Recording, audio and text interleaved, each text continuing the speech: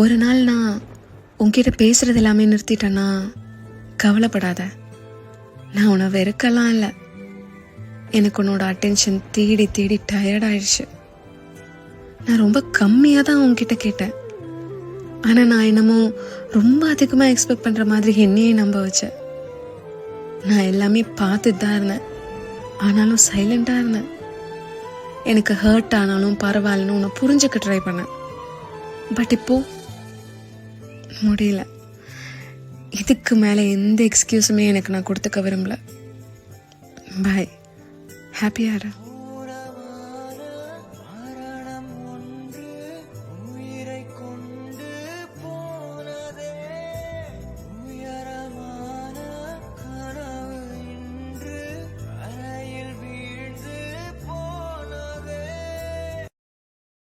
Download ShareChat.